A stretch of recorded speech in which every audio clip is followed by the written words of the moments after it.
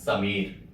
आज हम बात करेंगे झारखंड के तमाम सरकारी दफ्तरों में बड़े पैमाने पर चल रहे घूसखोरी के खेल के बारे में। झारखंड अलग राज्य बने 24 साल हो गए, लेकिन अपना झारखंड बदहाल है। यहाँ के लोग बेहाल है। लड़कर अलग राज्य तो ले लिया, बावजूद अपने हक और अधिकार के लिए सरकारी दफ्तर के चक्कर काटते हैं। बिना पैसे दिए कोई काम नहीं होता। चाहे जन्म प्रमाण पत्र की बात कर ले, यानी जन्म के साथ मृत्यु तक, अगर आप मृत्यु प्रमाण पत्र भी बनवाने झारखंड के किसी भी ब्लॉक या अंचल दफ्तर जाते हैं तो वहां आपसे पैसे की डिमांड की जाती है। सिर्फ जन्म मृत्यु नहीं, अगर नौकरी पाने के लिए स्थानीय या आय प्रमाण पत्र बनवाते हैं, या जमीन की मापी, या फिर दाखिल खारिज करने के लिए किसी तरह का आवेदन देते हैं तो उसके लिए आपको मोटी रकम जमा करनी पड़ेगी। कह सकते हैं कि एक फिक्स रेट पूरे झारखंड में तय कर लिया गया अधिकारियों के द्वारा। इससे कम पैसे में कोई काम नहीं होगा। थाना हो या ब्लॉक, सभी जगह पैसे के बिना कोई काम नहीं होता। लेकिन अब झारखंड के मुख्यमंत्री भ्रष्टाचार के खिलाफ सख्त कार्रवाई करने का आदेश दे दिया है, जिससे झारखंड के लोगों का काम बिना किसी रिश्वत के हो सके। सीएम के आदेश के बाद एसीबी अलर्ट हो गई और खुद डीजीपी ने मोबाइल नंबर जारी कर दिया।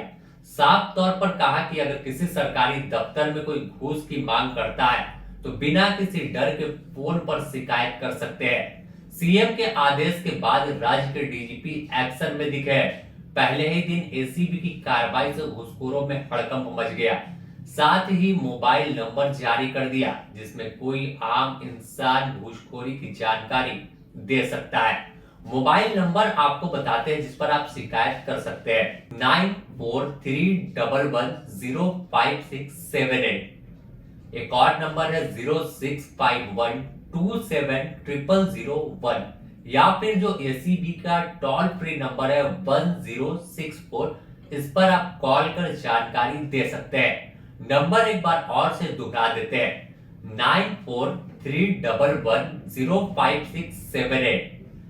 एक और नंबर है 0651271001, या फिर टोल फ्री नंबर 1064 पर कॉल कर शिकायत कर सकते हैं। अगर देखें तो अलग राज्य के समय आंदोलनकारियों ने भी एक सपना देखा था जिसमें खुशहाल झारखंड हो, एक ऐसा झारखंड हो जहां गरीब अमीर तमाम समान अधिकार उन्हें मिले। गुरुजी ने भी साहूकारों के खिलाफ आंदोलन किया, क्योंकि उनकी जो खेती होती थी उसका तमाम जो पैसा था वो साहूकार और जो बड़े लोग थे वो दमनकारी नीति की वजह से ले रहे थे। लेकिन इन तमाम सपनों को यहाँ के चकनाचूर अलग राज्य मिलने के बाद अधिकारियों ने कर दिया। अधिकारी ने एक रेट चार्ट तैयार कर लिया और राज्य के किसी भी दफ्तर में एक रेट तय हो गया। अगर आप जन्म मृत्यु स्थानीय जमीन से जुड़े मामले को ब्लॉक या अंचल कार्यालय में आवेदन देते हैं तो पैसे की डिमांड की जाती है। वहां पर एक दलाल बैठा रहता है। यहां तक कि जिस मामले में थाना का दूर दूर तक कोई काम नहीं है, खासकर अगर देखें तो जमीन से जुड़े मामले में थाना उसमें हस्तक्षेप नहीं कर सकता, लेकिन थाना की भी उसमें एंट्री होती है और कमीशन लेकर जमीन पर कब्जा का खेल होता है। पैसे दीजिए और पूरे खेल को आप झारखंड में खेल सकते हैं। क्यों ना वो किसी भी कानून के दायरे में ना आता हो, फिर भी पुलिस आपके साथ खड़ी मिलेगी। और अगर केस करने पहुंचते हैं तो उसके नाम पर भी पैसे लिए जाते हैं। इतना तो छोड़िए, झारखंड के विकास का जिम्मा जिनके कंधों पर है, ठेकेदारों को काम लेने के लिए भी विभागीय अधिकारियों को पैसे चढ़ावा में देने पड़ते हैं। नेताओं के पास डब्बे लेकर पहुंचने पड़ते हैं। कोई भी काम बिना कमीशन का हो जाए, ऐसा तो शायद झारखंड के किसी एक छोटे दफ्तर में भी नहीं होता। झारखंड को घूसखोरी का अड्डा बनाने में यहाँ के अधिकारियों की बड़ी भूमिका है। सरकारी दफ्तर में बैठकर जनता के टैक्स के पैसे से अपनी सैलरी लेते हैं, फिर उसी जनता का काम करने के लिए मोटी रकम की डिमांड करते हैं। आज हालात ऐसे हो गए कि किसी दफ्तर में बिना पैसे के घुसना ही गुनाह जैसा हो गया है। यह कहे तो गलत नहीं होगा कि झारखंड में हरिश्चंद्र की हर वक्त कहानी सिद्ध और फिट बैठती है, जिसमें उन्होंने बताया था कि कैसे भ्रष्टाचार एक दीमक की तरह और तमाम जो कहानी झारखंड उसके लिए सटीक और अधिकारी खुद को हरिश्चंद्र मानते हैं। लेकिन कहानी कुछ उल्टी ही चलती है। किसी भी काम बिना पैसे के नहीं होते।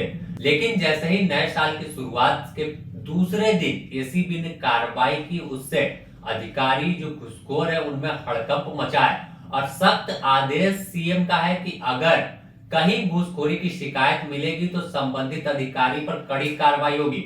यही कारण है कि खुद डीजीपी ने प्रेस वार्ता कर दिया और नंबर जारी कर दिया कि इस नंबर पर आप शिकायत कीजिए और आपकी जो पहचान है वो गुप्त रखी जाएगी। फिलहाल देखना होगा कि आखिर जिस तरह से एक्टिव तमाम एजेंसी अभी हुई है और खुद डीजीपी से लेकर सीएम तक आदेश दे रहे हैं कि जनता को कोई परेशान करेगा तो उसे बख्शा नहीं जाएगा। यह कब तक चलता है और अगर यह तमाम चीजें ऐसे ही चलती रही तो वह दिन दूर नहीं होगा कि झारखंड के जो वीर शहीद और जो आंदोलनकारियों ने सपना देखा था कि झारखंडियों का राज्य हो, झारखंड एक ऐसा राज्य बन जाए जिससे तमाम लोग खुशहाल हो। एक आम आदमी जाए तो उसे भी अधिकारी उतना ही सम्मान और इज्जत देकर कुर्सी पर बैठा कर काम करे और कोई अमीर जाए तो उतना ही, कोई भेदभाव ना हो और ना ही बीच में पैसे की दीवार खड़ी हो जिस वजह से कई गरीब काम नहीं करा पाते हैं। फिलहाल द न्यूज पोस्ट में इतना ही से जुड़ी और भी अपडेट हम आप तक पहुंचाएंगे। तब तक के लिए नमस्कार।